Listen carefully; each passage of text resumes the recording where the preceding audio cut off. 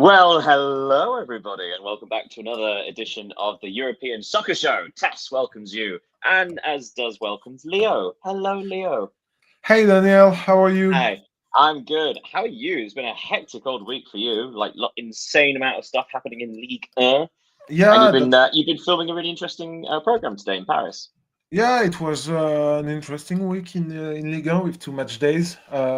It's the only time this season, I think, that there will be a match day during a week. So it was kind Mm. of it was not an empty week, at least. Yeah, it's been strange, isn't it? Because obviously in England we had the League Cup Yeah, action. In Spain there was the Copa del Rey, but in France and Italy, two match days, and yeah. oh my goodness, what fun we had! And with that, we are going to start with Serie A. So Serie A, going over to Italia. I'm going to give you some midweek results. We'll have a quick look at that and then move on to the weekend just gone. So on Tuesday, Napoli managed to beat Lecce away 1-0. Atalanta drew again at home against AC Milan 1-1. So, some good draws, some bad draws. And on Wednesday, oh, this is fun. So Como beat Hellas Verona 3-1 to continue their good form. Juventus, now they are without Igor Tudor. They have won 3-1 against Udinese. Roma beat Parma 2-1. 0-0 between Bologna and Torino, but Torino just gently moving away from that relegation zone.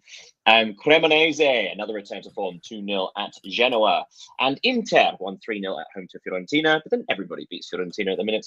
And then on Thursday, Sassuolo beat Cagliari 2-1 away. And the finale of all Italian football midweek, Pisa 0, Lazio 0. Oh, but then this weekend, my goodness, on Saturday, Atalanta, the undefeated run is over. It is finished. They lost away at Udinese, 1-0 to Udinese. Napoli and Como played out a 0-0 draw. Both teams, again, following up decent wins with confusing draws. Juventus actually had a pretty good win at Cremonese as well, 2-1 to Juve, so 2 wins in two match days. On Sunday, Inter beat Hellas Verona 2-1. Fiorentina lost at home against relegation rivals Lecce. Things are going bad. Torino 2, Pisa 2. Parma lost at home 3-1 against Bologna. And AC Milan beat Roma 1-0 in the most recent game. We have two matches tonight. So they'll happen after this has gone out. Sassuolo, Genoa, and Lazio, Cagliari. I suppose where to start, considering two match days, it's probably best to look at the two teams that have won both of the games, so Inter and Juventus. But despite that, Napoli is still top of the table. So Napoli just doing enough with their victories. So a 1-0 at Lecce and a 0-0 at home to Como. The goals have started to dry up for Napoli, but at least their defence is on point. Yeah, we can say that it's a thrilling battle at the top of the league because, if I'm not mistaken, we have four teams separated just by 1 point. So it's pretty interesting to watch, with especially since AC Milan beat Roma yesterday with a goal from Pavlovic. Como draw to Napoli, so it's a good result for Como, but not that good for Napoli, considering they just have 1 point. They are just 1 point in advance from Inter, Roma, and Milan, or Yeah, Milan that is and Roma. correct. So So just jumping in, I'll give you the lead. So Napoli have 22 points, are on top, and then you've got Inter, AC Milan, and Roma all on 21. okay, and we can say that even if we talk about the other teams like Juventus, who hired Luciano Spalletti this week, and he won his first game with Juve, we have a big front like team. So it's interesting, and it's good for the competition of the league. Do you think Spalletti is the right person to lead Juventus, considering his? Well, I mean, you think about his Napoli was so popular and so impressive, but he couldn't repeat it in charge of Italy.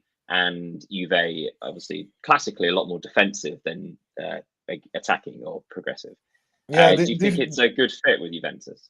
the thing I know is that the way he joined Juventus have been quite criticized by Napoli's fan, because when he left Napoli, he said that he was not going to train another Italian team. And then 1 year later, because we have to recall that he took charge of the national team, Italia's national team, between Napoli and Juve. But yeah, I think he's a good team, a good manager for a Serie A team. He knows how to win, which is important. And well, that's the thing. So sorry to interrupt, but like I think that's why I'm no, asking, because unlike Antonio Conte, who has won, what is it, 4, 5 Serie A titles with yeah, he won three with, separate teams. yeah, Is he the first manager or second? Actually, no, he's the second manager to win with 3 separate sides. Although that is also including, I think it's Capello, but one of his titles was cancelled, as was I think one of Allegri's. Because obviously with the whole Juventus scandals, yeah, many Juventus scandals over several periods. one of them. One of them. So hence why I was asking, like, do you think Spalletti, because it's not quite the same level as, say, Allegri or Conte, who have had success after success, and in Conte's case, over several teams, whereas Spalletti had one good season with Napoli, and then obviously Italy didn't work out. So I don't know. I suppose the question is, does he still have credit in the bank? Like, how much? What is the level of expectation with Spalletti? I think that the thing with Juve is that during the past months or years, they tried some things with coaches.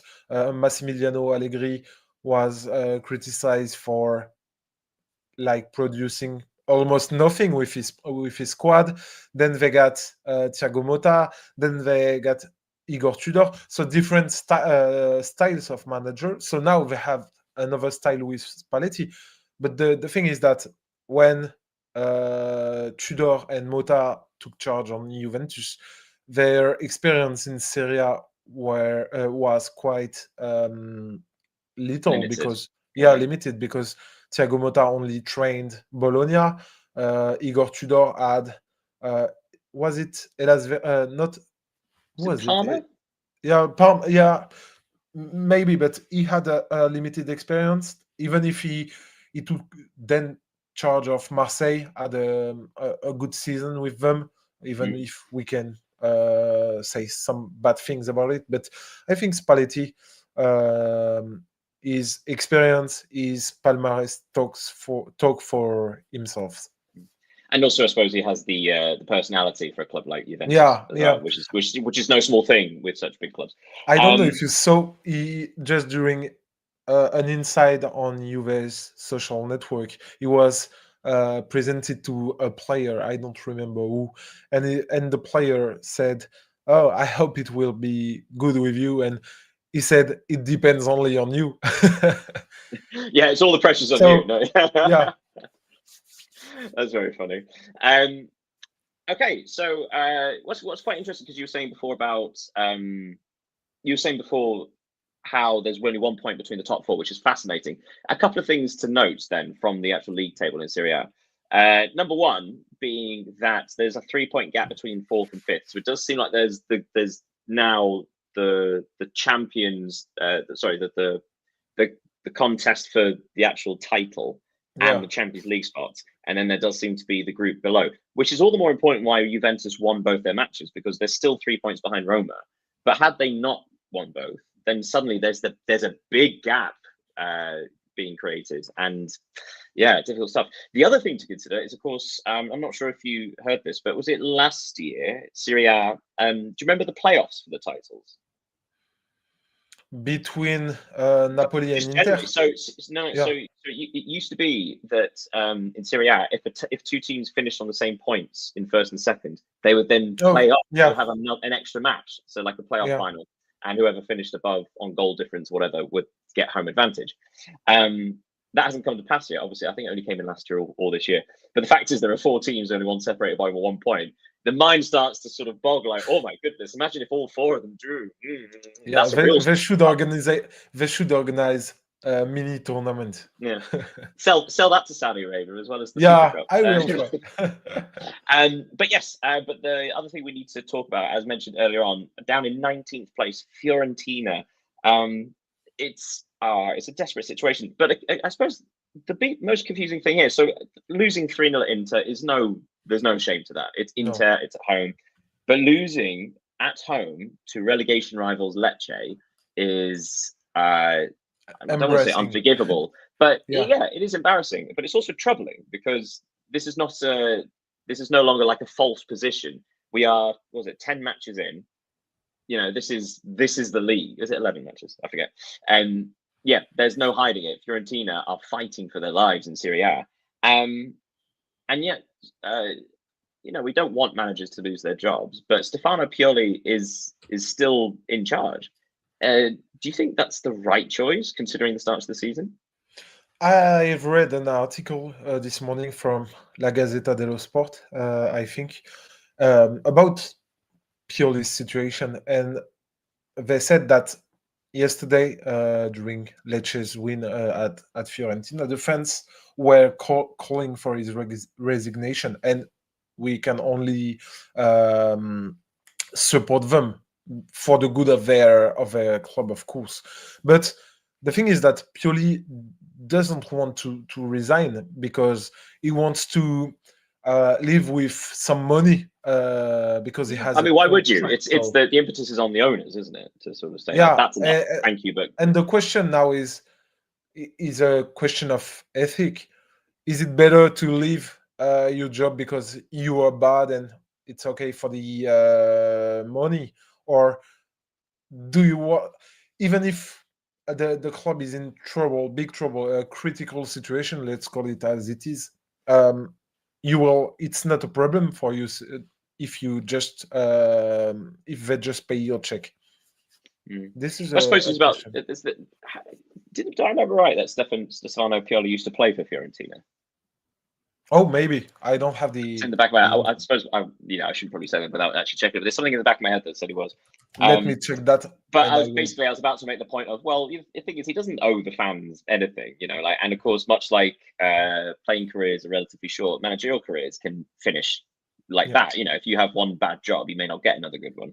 So why would you say no to millions of euros as a payoff? And you're right. Pioli played for Fiorentina from 1989 to 1995.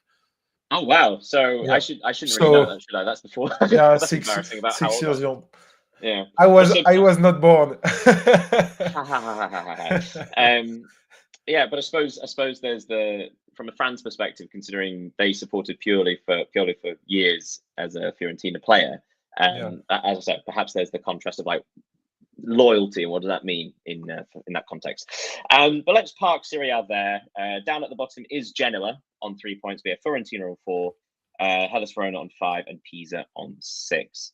And outside of the top 4, in 5th place is Bologna on 18 points. Juve are also on 18, just behind them, and Como just there on 17. So again, the race for the other European spots kind of really hotting up, especially with a team like Fiorentina and Lazio being so far down. There really is an opportunity for someone like Como. Yeah, and we can also have a word for Udinese because they are in a good form. They ended Atalanta their first defeat of the season this weekend. So it's a good thing for them. Zaniolo's returned to form also because he scored 3 which goals. Is great. Yeah, it's been a few years of him being quite average and forgotten, but there was a moment he was brilliant. Like he was injured, then lacked of form. Yeah, and then didn't Roma get rid of him and he went off to Turkey or something? And blah blah. Actually, thank you for reminding me. The last thing before we go, talk about Atalanta. So the first defeat of the season, and by all accounts, having a pretty decent season. They are 11th on 13 points, which we spoke about, I think, last week. Probably I spoke about every week because they are drawing. They've been drawing so many of the matches that they are undefeated.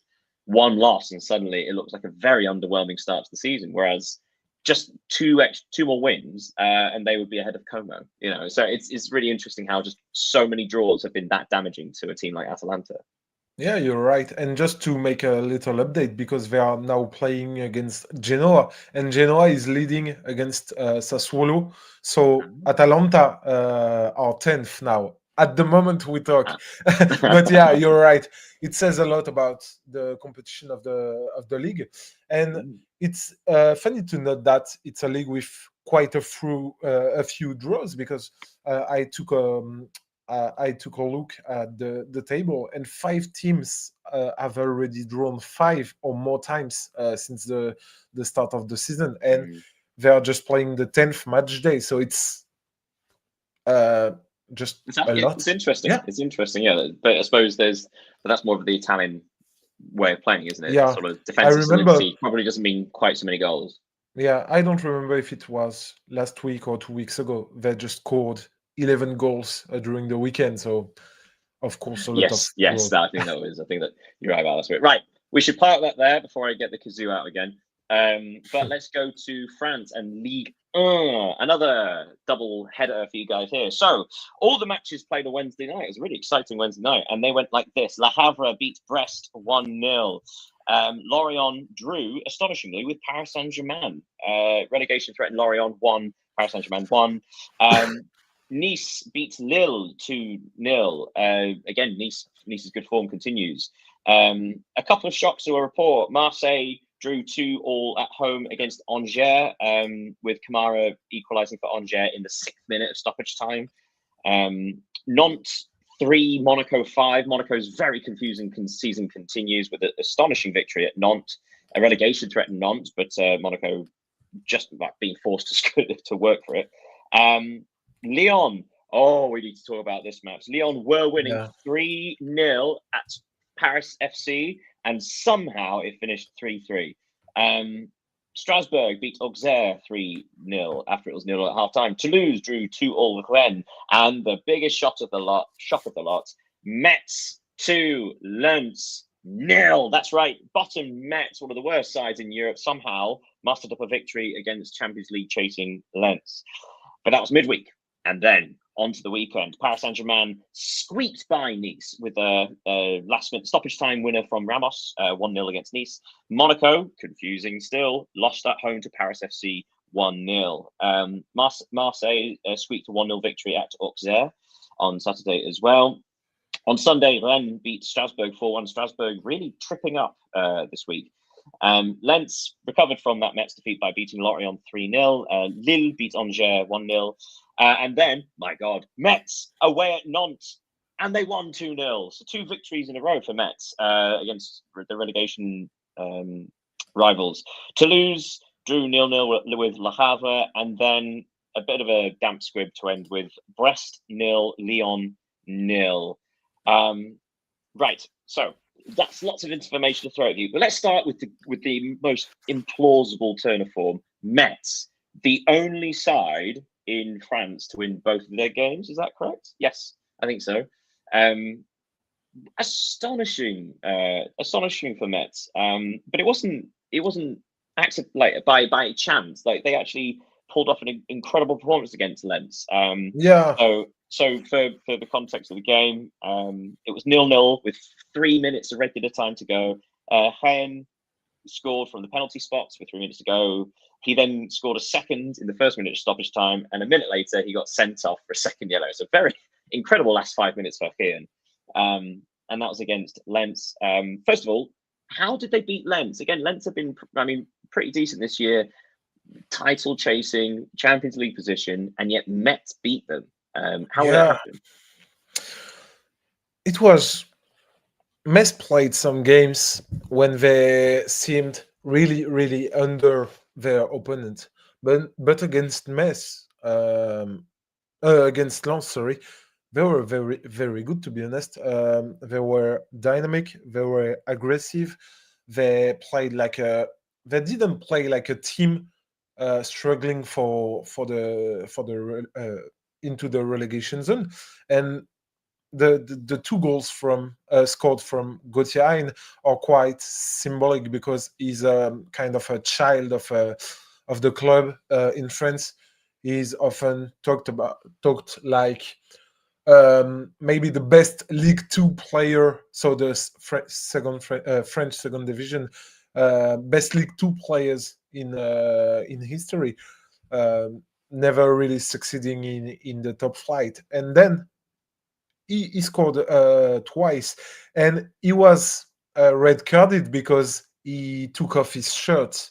So it was a great night for them, less great night for him. And when they, because they traveled to Nantes this weekend, we asked themselves if his absence could be difficult for Metz, and they finally managed to win two games in a row. So against Nantes. extraordinary. So it Yeah, was much like Lens, where it was 0-0 with only a few minutes left of regular time. yeah. Against Nantes, it was 0-0 until the last 10 minutes. So And for again, the Metz keeping it tight until the last 10 minutes and then finding these goals.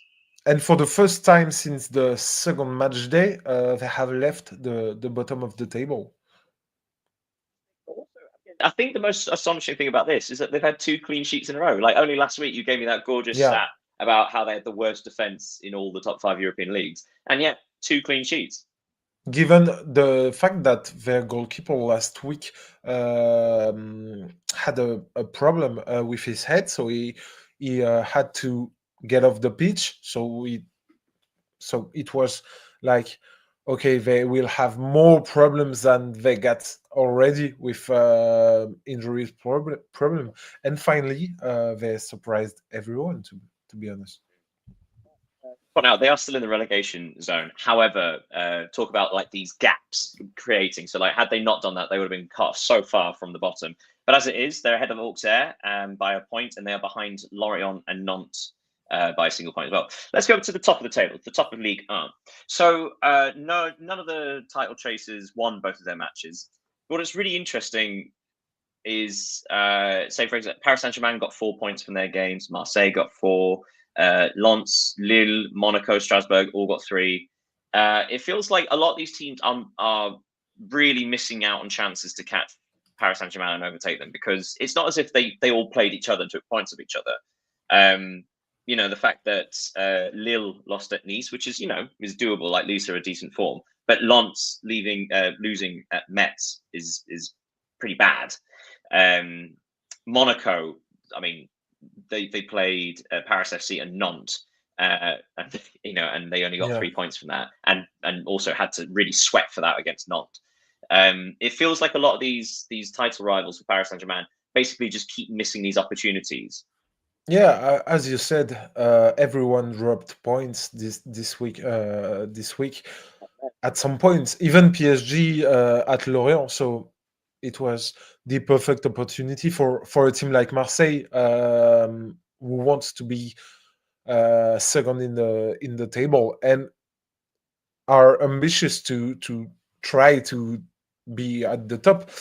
And they didn't succeed, conceding a late equalizer against Angers at home. So it's a shame for them to have dropped those points, as it is for Lyon, for example, who were leading. The elephant in the room, I guess, because the biggest losers, we should say, of this week were Lyon, who, despite having very favourable matches at Paris FC and at Brest, so 2 away matches, but very, very winnable matches.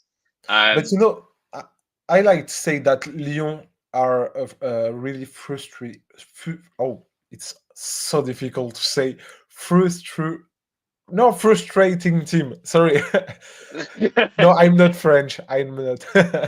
No, yeah, they are, because each of the setbacks this season is filled with regrets. To be honest, they lost to Rennes, they lost to Toulouse, to Nice. They drew against Paris FC, Brest yesterday, and it's always the same thing, because I don't have the impression there are games where the opposition are dominating Lyon, but they still manage to scrap something out of it, and it's too many points dropped. We mentioned the games in English, which I'm not sure if you're aware of, is snatching defeat from the jaws of victory, that kind of thing. Oh, okay. So It's like an anti one, so like yeah, snatching victory from but it's the other way around. It's very pessimistic. But yeah, so Lyon 3-0 up against Paris FC, half an hour left. I forget his name. Is that Aber? Abner, yeah. Got sent off, but still 3-0 up, completely in control. Half an hour left, and then Paris FC get a goal back. Then they have a man sent off, and so 10 men each, and yet somehow Lyon still let it slip away. I think the big question is, well, two questions. First of all, how did that happen? And secondly, whose fault is it? In my opinion, That is a capitulation. yeah, in my modest opinion, and I'm not a manager, of course, but I think the substitutions made by Paulo Fonseca in this game, and some more before that, are like too defensively minded, because Lyon were 3-1 up, 10 versus 10 men, and he made some defenders come in the on the field, replacing attackers and midfielders. So when you're 3-1 up, I don't think it's the good thing to do for a team, because it sends a message like, okay, the other team can score if they try to. So the message sent to the player, I don't think is good. But the players, of course, have their part of responsibilities, because they are on the pitch. And yesterday in Brest, because it was a 0-0, but Lyon went 10 to 11 men for like 85 minutes, because Hans Attebourg, who joined the club as a medical joker a few weeks ago, was starting for the first time. And like 7 minutes after the start to the game, he was sent off. So there are always difficult scenarios for Lyon, and they drop points in these situations. Points out that in the match against Brest, Hateboer got sent off in the 7th minute, so they had to play the entire match basically against Brest with 10 men. Last word on this before we move on. So, like, would you say, is it unfair to say that result against Brest is underwhelming, or did they actually do well to take a point away considering how badly it started?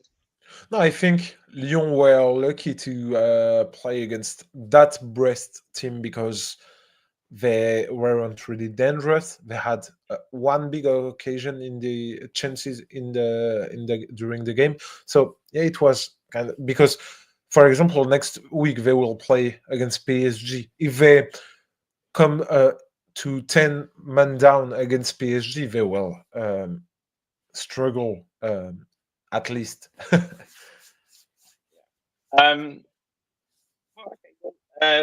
Looking at the table, just to go through it. So again, Paris Saint-Germain are on 24, Marseille are on 22, Lens, despite the underwhelming week, well, I mean, it was 3 points. Third's also on 22, so still only 2 points behind Paris Saint-Germain.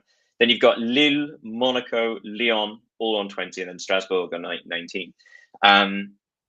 Yeah, it kind of goes back to the point of everybody is tripping up, including Paris Saint-Germain. But the difference is Paris Saint-Germain feels like they have another year to go, whereas everyone else, it seems to be a bit stretched. Yeah, of course. Right, in that case, let's move on from Ligue 1, and we're going to go to the Premier League. It's quite interesting because I need to post my article for the Premier League tomorrow morning. But I found like this week and sort of lacking in serious narrative content, to be honest. So there was no Friday fixture, no early Saturday. We'll go into Brighton beating Leeds United 3-0 at home. Diego Gomez with a couple, and Danny Welbeck aging like a fine wine, scoring another there. Arsenal, the march of Arsenal continues 2-0 away at Burnley, another set-piece goal, but also a not set-piece goal. Ooh. Crystal Palace beat Brentford 2-0 in the battle of the long throws. Fulham beat Wolves 3-0, and we'll get into that in a minute. We'll talk about that game. Nottingham Forest 2, Manchester United 2. Great draw from Nottingham Forest in the relegation zone. Not a great loss for Spurs. Their home form is awful. Losing at home to Chelsea 1-0, but only registering one shot on target the whole match, I think it was. Liverpool 2, Aston Villa 0. Liverpool finally get another win. It sounded a bit like Arnold Schwarzenegger then. Sorry, finally. Then on Sunday, so West Ham United won 3-1 at home to Newcastle. That's right. They won at home as well. Manchester City beat Bournemouth 3-1 to put Bournemouth, the big pretenders, back in their place a little bit. And Sunderland and Everton are playing tonight. So, I mean, the first things first, currently Arsenal are 6 points clear at the top. They have only conceded 4 shots on target in their last 5 matches. Yeah, Not this goals, is my stat of the weekend. Please. This is my stat of the weekend. So I'm sorry. Can no, my stat is even more important. So we'll put a pin in that. Yeah. But that kind of underlines the fact that Arsenal are so secure. I mean, they also seem to be. It was mentioned on a podcast I listened to recently, the Totally Football Show. That they seem to really enjoy defending. So right at the death, Burnley had a free kick. Marcus Edwards hit the post, and then Gabriel heads it clear, gets fouled, and he celebrates at the final. He celebrates the clean sheet as if he's just scored, which is, I mean, it's fantastic to see. But also, you can tell that the defensive side matters to this team, which it doesn't for every team. Yeah, of course. So as you said, first it was a classic Arsenal win with a set piece goal, and this team is.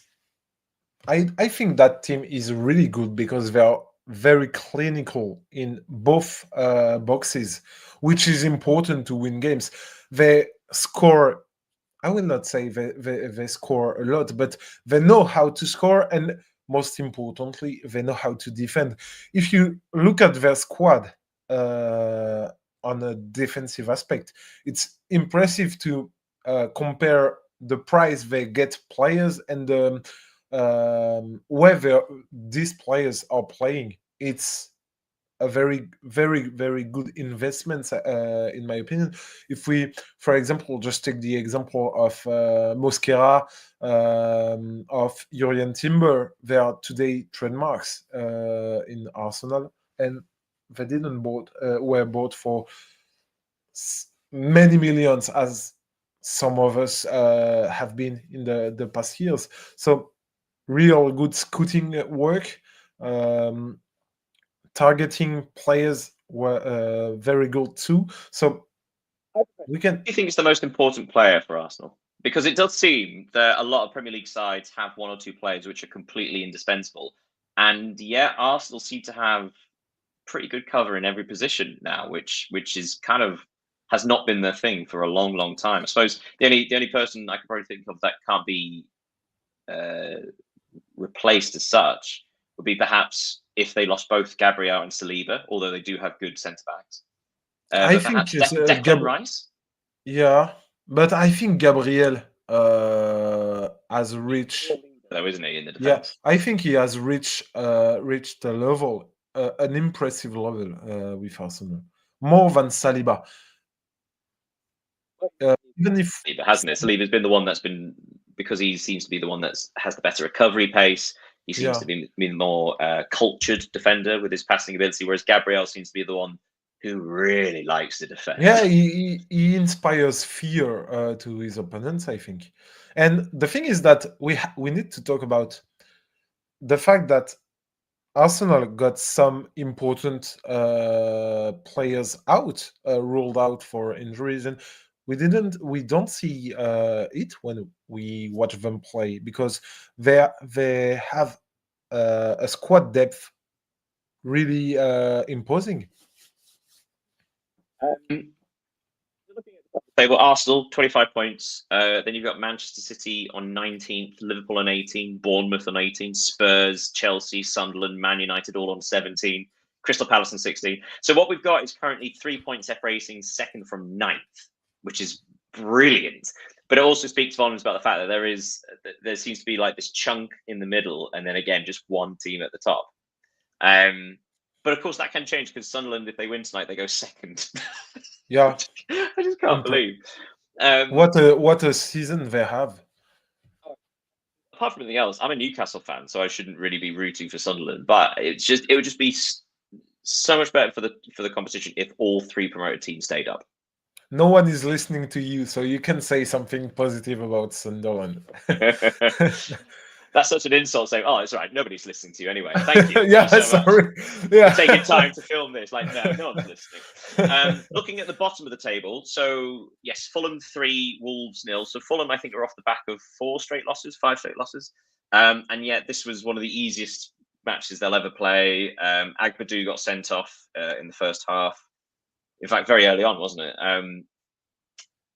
It was a catastrophic performance from Wolves. And of course, not long after, Vitor Pereira was relieved of his duties. So I think it's quite interesting to note, first of all, that for only 5 weeks before, so literally 45 days before this match and Vitor Pereira getting fired, he was given a new 3-year contract. So I suppose the question is, why do you think they gave him the new contract, considering at the end of last season the results had tapered off, and clearly this season hasn't started well? So what do you think the thinking was in giving him the new contract, as opposed to saving themselves a couple of £1 million, for example? Maybe to reassure the squad, but to be honest, from an external point of view, it feels like Wolves don't really know what they are doing, because, as you mentioned, they took the decision to extend Pereira's contract a few weeks ago, and it was already questionable. I remember we've talked about it. A lot of articles were made about it, and now they are firing him. So it seems logical, but it makes a lot less sense after he had extended this contract. So they are not making any progress. They still haven't The won. reasons, again, sorry to interrupt, but I suppose one of the things that makes it even more confusing is that currently the favourite to replace him was the man he replaced, Gary O'Neill. It's Gary O'Neill, yeah. So again, it's sort of like this strange thinking of, okay, so if Gary O'Neill wasn't good enough to have the job before, but Vitor Pereira was, then you gave him a new contract, and suddenly he's not good enough, so you go back to the man who wasn't good enough before. Yeah. You'd think that the Wolves fans would be quite nervous, because none of this suggests long-term thinking. None of this suggests a plan. It seems very confusing and muddled. Yeah, I agree. And when you choose another manager, you need to think about, okay, my squad is composed with that kind of player. They can play in that system, so we need to think about a manager who can adapt to the squad and to the profile of the players we get. So if you take, I don't know, I'm not a Gary O'Neill expert, and I've read that he's not the only name on the Wolves shortlist, but you have to think about how your next manager will play with this squad before the winter transfer market, of course. So it's important for them to think.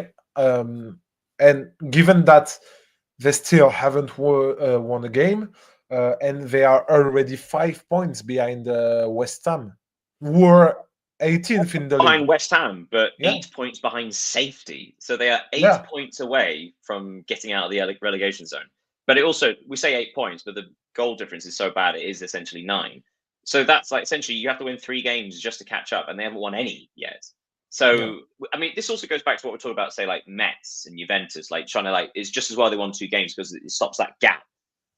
Wolves, not only do they have to win, but they have to put out of nowhere, they have to build a run of games just to stay in the talk of survival, because currently they are so far adrift. Yeah, you're right. And it would be, to be honest, it will be difficult. And it's been, I think, if I'm not saying something wrong, it's been like 2-3 years that we talk about the fact that they could be relegated at the end of the season, and now to support your point, last season Wolves actually didn't win any of their first 2 matches then, which is the first time in English history that a team has failed to win either, like, the first 10 of their matches in successive seasons. But the big difference was, even though they hadn't won in 10 matches, there were 3 teams, the promoted teams, who were so much worse than them, and now there isn't. Yeah, because we've mentioned Sunderland, we are seventh today, but um, also Burnley and Leeds are not in the relegation zone. So it's it's difficult for the Premier League clubs. We have seen it with Forest and all the thing concerning the management. West Ham are also struggling. So yeah, Wolves have to make a good decision, because if they don't, I think it will be too late for them to bounce back. Oh, and a quick word on West Ham, because first of all, Newcastle were awful in this match, like inexplicably bad. But West Ham, like, not to take away credit from West Ham, but it did seem like that Newcastle was so bad they made West Ham look good potentially. But had West Ham not won today, I mean, they started the day only 2 points ahead of Wolves. So West Ham are facing the exact same thing, that huge gap between them and safety. But they managed to somehow find the win. So really important, not only for the relegation battle, but also for Nuno Espirito Santo, who obviously new manager, not having a win under his belt. Yeah, It's amazing what one win can do.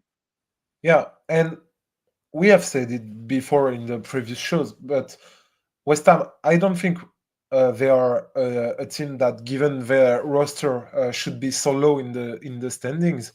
And from what I saw yesterday of their games against Newcastle, this is a team that hasn't given up on its coach. I don't know what you think about it, but the reaction after going 1-0 down was good, and maybe this could be the start of something for them, because yeah, it was interesting, and they would be very well advised to beat Burnley next weekend, because I took a look at their schedule, and they will face Bournemouth, Liverpool, Manchester United, Brighton, Aston Villa, and then Manchester City. So they will need to win these In games. December. Yeah, Oh, that's a busy. Oh, that's difficult. My goodness. So yeah, you need points now. Otherwise, where are you going to get them from? yeah. Let's part the Premier League there. Let's go to La Liga. La Liga. A couple of really fun results here to talk about. On Friday, Getafe defeated Girona 2-1. Everybody defeats Girona.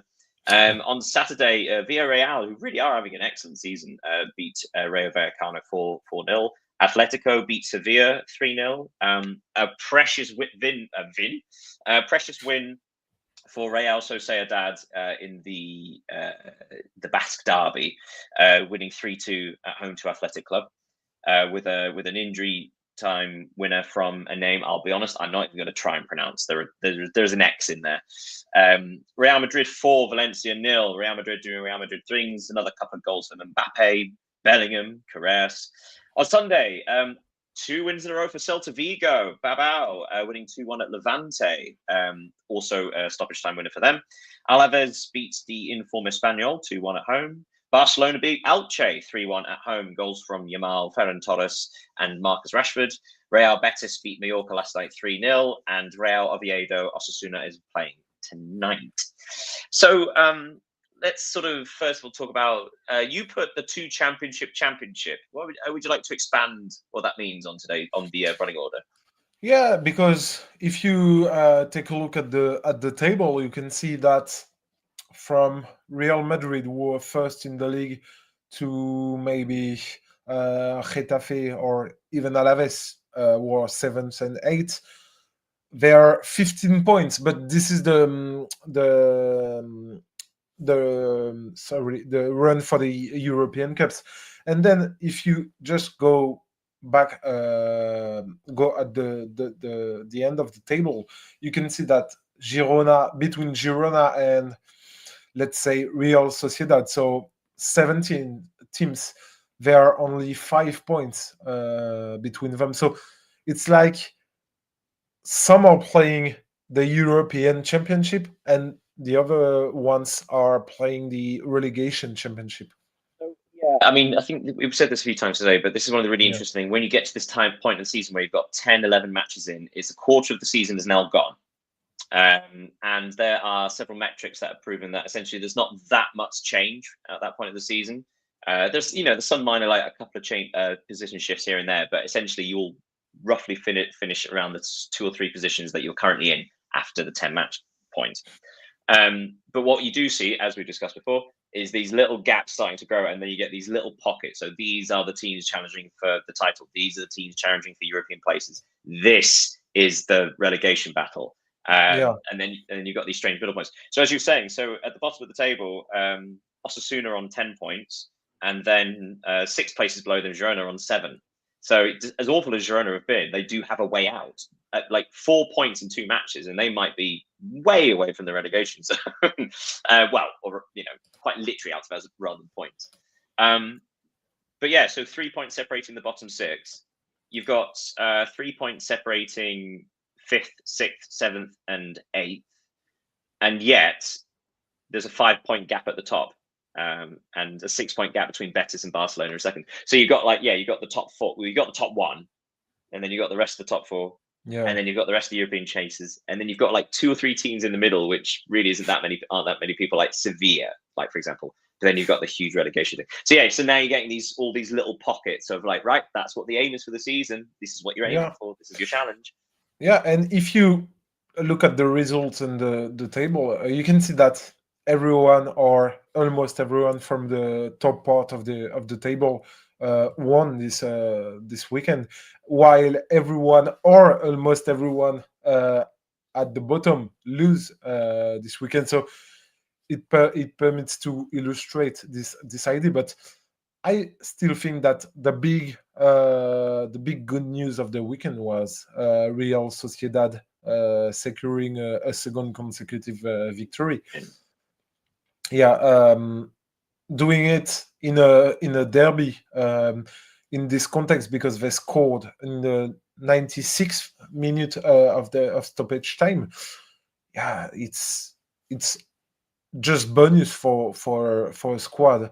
But the thing, for example, we can also have a word on about Bilbao, because it's they had a great start to the season. They won 3 games in a row, and they are now in big trouble.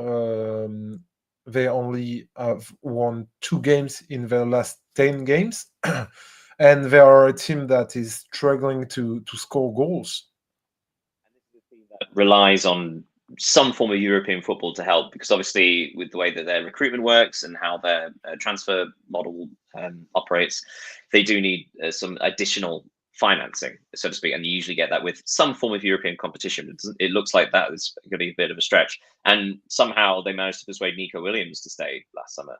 Yeah, so and he's suffering a pubalgia, like Lamine Yamal has, and with Franco Mastantuono from Real Madrid also. So it's quite unusual to have that much player injured with that injury.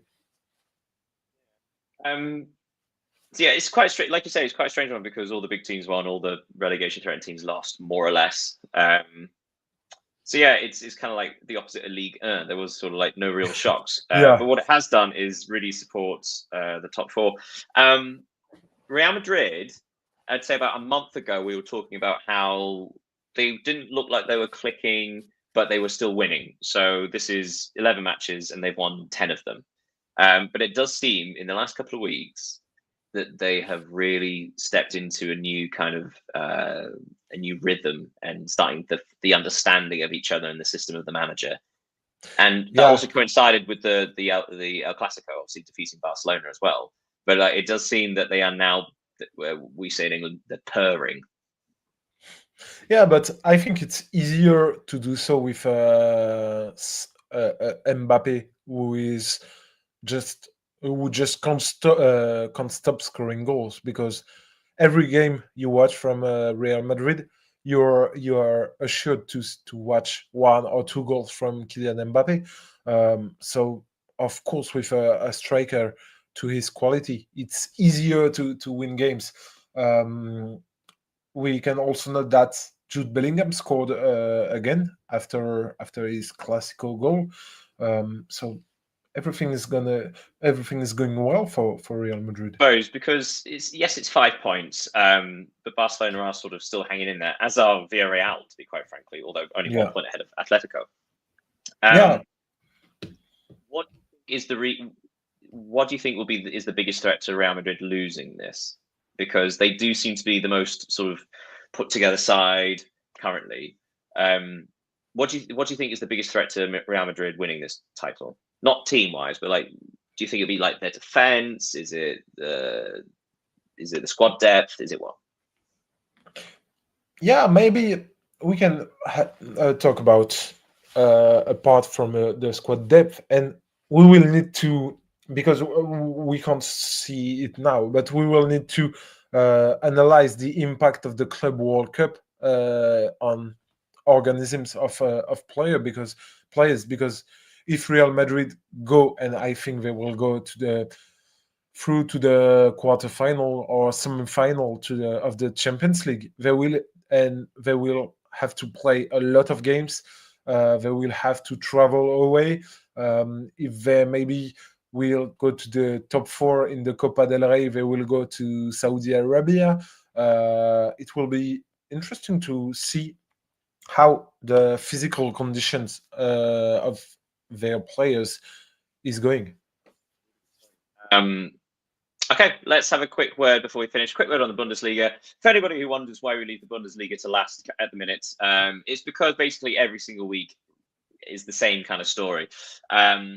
We have Bayern winning for the 15th match in a row in all competitions this season, which I forget what year that breaks the record of, but it's astonishing, 15 in a row. And so on Friday, Augsburg lost at home to Borussia Dortmund, with Girassi getting the only goal there. On Saturday, Heidenheim drew with Frankfurt 1-1, as did Mainz and Werder Bremen 1-1. Leipzig, a really impressive victory against Stuttgart, actually 3-1. Perhaps the biggest news of the weekend, Borussia Mönchengladbach. Not only did they win, not only did they register a clean sheet, but they won 4-0 at St. Pauli. That came out of absolutely nowhere. They're off the bottom of the table as a result. Union Berlin drew 0-0 with Freiburg. Bayern Munich won 3-0 at home to Bayer Leverkusen. Goals from Serge Gnabry, Nicholas Jackson, Bade's own goal. Harry Kane was rested. He wasn't even didn't get on the bench, and yet they still won 3-0. And then on Sunday, Köln beat Hamburg 4-1, and Wolfsburg lost at home 3-2 to Hoffenheim.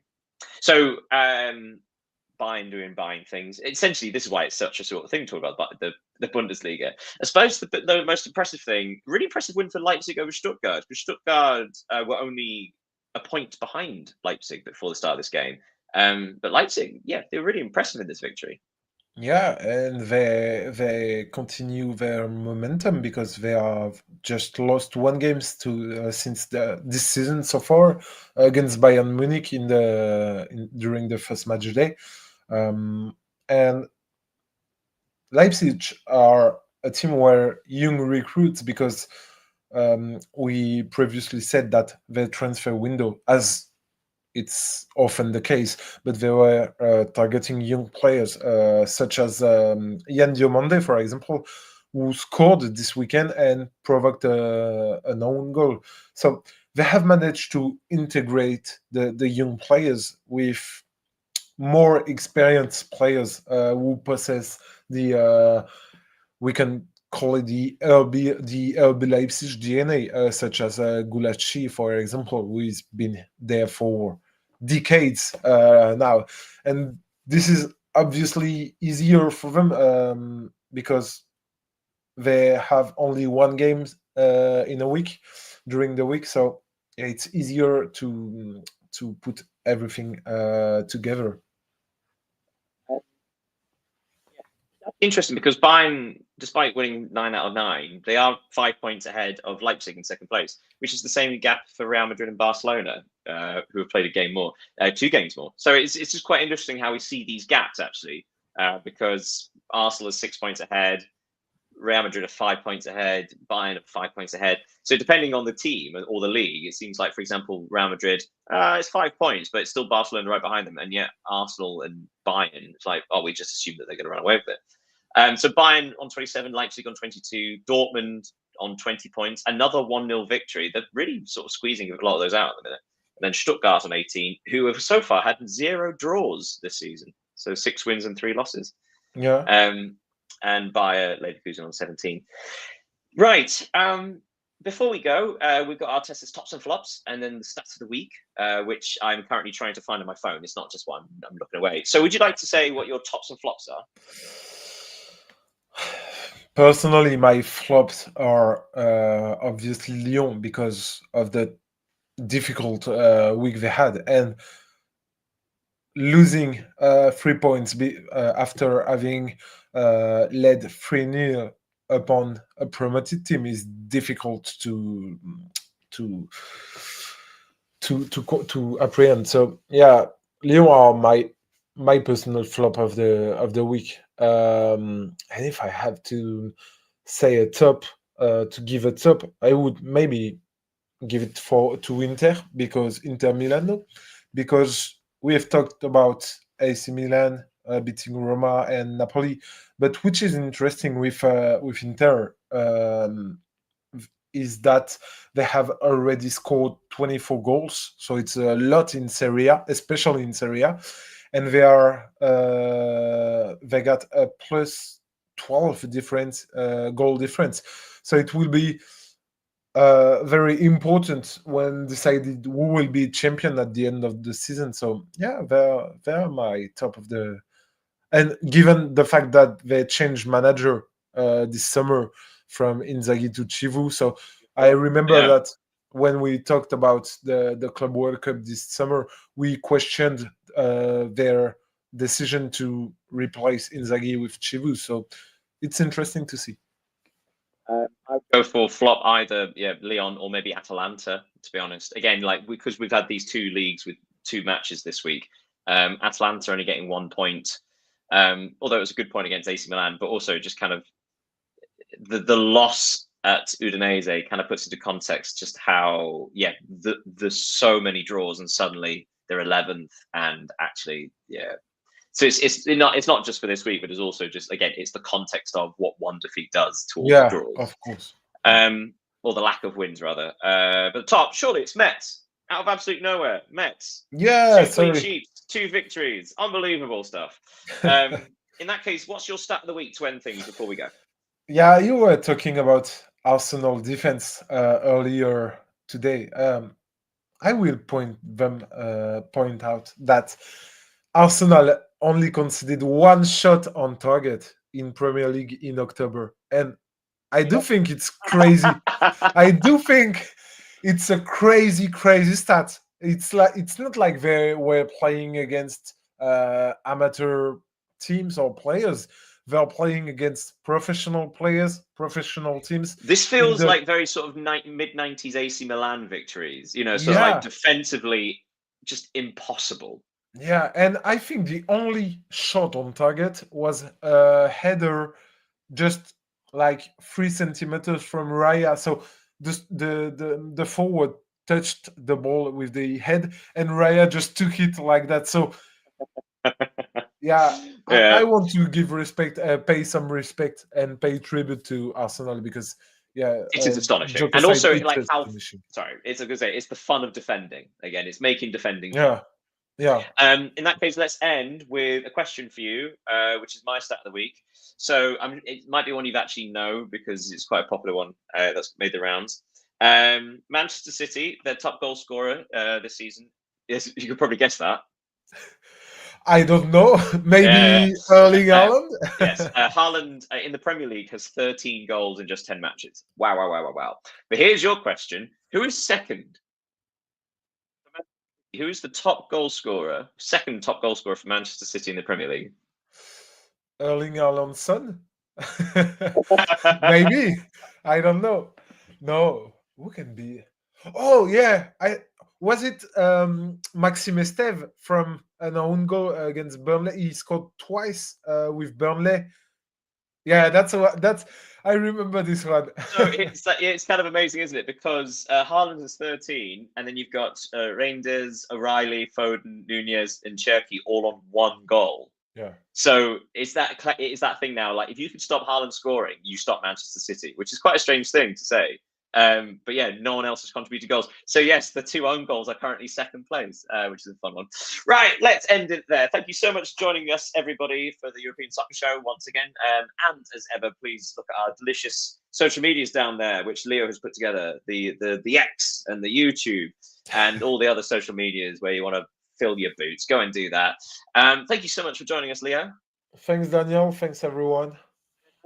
We will see you all next week after more Yeah. nonsense, I'm sure. But yeah, until then, have a great old week. Goodbye, everybody. Goodbye.